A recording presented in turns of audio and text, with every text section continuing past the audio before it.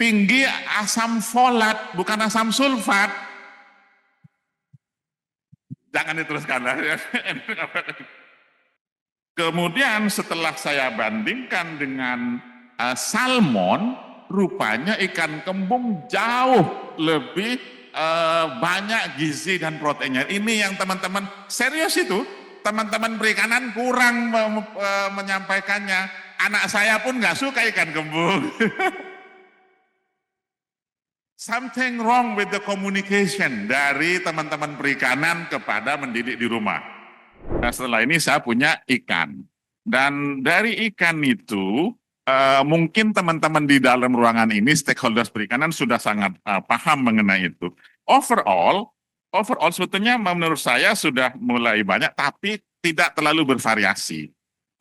Yang merah pink itu di situ adalah tongkol, TCT, tuna, cakalan, dan tongkol ya. Dan yang hijau itu adalah ikan kembung. Kalau kata teman-teman pertanian, ikan yang suka masuk angin. Ya. Tapi setelah dibandingkan kandungan gizi luar biasa rupanya ya ikan kembung, karena ini ikan lokal semua. Kemudian setelah saya bandingkan dengan salmon, rupanya ikan kembung jauh lebih banyak gizi dan proteinnya. Ini yang teman-teman serius itu, teman-teman perikanan kurang menyampaikannya. Anak saya pun nggak suka ikan kembung. Something wrong with the communication dari teman-teman perikanan kepada mendidik di rumah. Itu jauh sekali ya. Kita kan bangga nih makan impor. Coba kita lihat, udah harganya 300.000. Jauh sekali kandungannya. Pak Rohmin jarang menyampaikan ini juga sih. Gimana dong? Bapak Ibu sekalian, saya sengaja saya bekerja keras untuk mencari ini. Maaf, dikit lagi ya. Tinggi asam folat, bukan asam sulfat. Jangan diteruskan lah.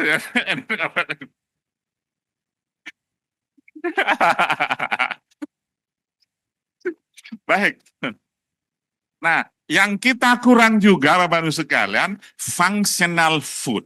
Nah, sengaja saya copy paste dari UN ini.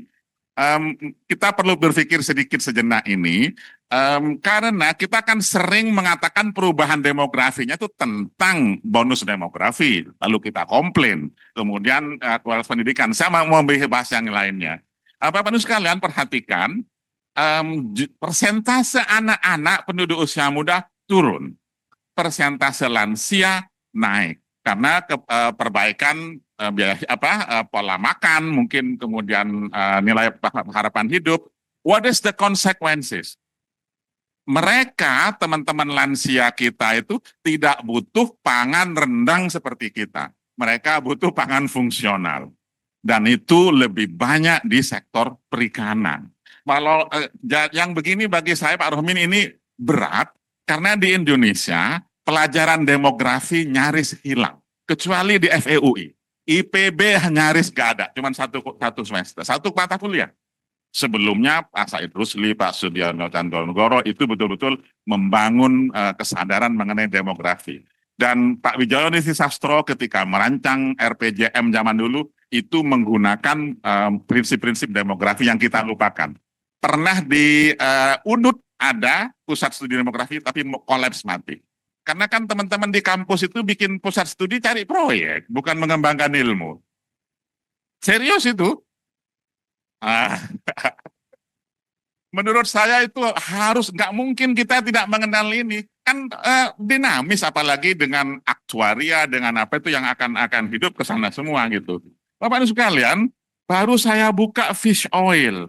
Jadi teman-teman perikanan itu harusnya banyak bangga dengan itu. Dan this is functional food yang harus diolah, yang harus dihilirisasi dari sektor perikanan. Nggak banyak.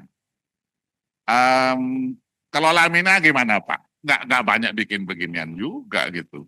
Menurut saya, padahal kalau saya baca ini dari dokter ini, dari saya ke Medical News, Manfaat minyak ikan, mengurangi risiko depresi, apalagi hari ini banyak orang depresi. Meningkatkan kerja memori, mengurangi risiko penyakit kardiovaskuler.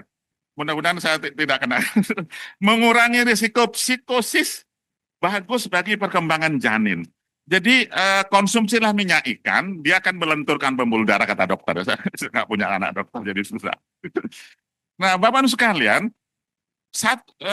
masih 3 menit. Bapak-Ibu sekalian, yang sering kita lupakan, mudah-mudahan timnya Pak Trenggono, timnya Pak Sekjen bisa mempush lagi mengenai terumbu karang, rumput laut ini. Kita baru memanfaatkan first level of processing menjadi rumput laut, karagenan paling top. Padahal kalau di-push menjadi functional food itu luar biasa, bahkan menjadi alternatif BBM loh. Dari situ. Dan kurang banyak. Almarhum Wijizat Kawaru memang ke sana, tapi nggak tahu penggantinya kayaknya memang belum banyak gitu. Sebetulnya kalau tanya pada pemerintah sudah bikin, kami ikut bikin di Indef, ikut membantu BKPM, sudah bikin roadmap dari pengolahan hilirisasi dan sudah ditentukan lokasi-lokasinya. Beberapa masih pending, tapi beberapa sudah mulai ada. Khususnya tuna, cakalang, saya nggak akan copy semua, karena memang konteksnya itu kalau petanya di sini semuanya sudah ada, bahkan nanti menjadi potensi ekspor nomor 1 udang beku dan udang olahan. Dan sepertinya menurut saya Pak Romin ekonominya di situ yang kadang dilupakan. Oke, valuasi penting memang, tapi pemanfaatan hilirisasi menurut saya lebih penting. Semua sudah ada, Bapak Ibu, tinggal search saja, cari petanya, bahkan untuk TCT itu kita akan menjadi market leader dan seterusnya. Semuanya sudah diperhitungkan dengan baik oleh tim sampai kepada rajungan, dan rupanya saya baru paham tempatnya kalau Lamina itu ekspor direct ke Amerika Serikat ya Pak ya. Karena waktu itu Presiden Obama itu senang blue crabs. Dan sampai sekarang masih masuk ke Gedung Putih. Luar biasa kalau sampai ke Gedung Putih kan hasapnya, kemudian higienisnya sebenarnya sudah terjamin semua. Bapak-Ibu sekalian, slide begini kalau memang Mbak Mimi mau lanjut menjadi mau menerbitkan untuk buku berikutnya, saya konsultasi sama Mahagenta.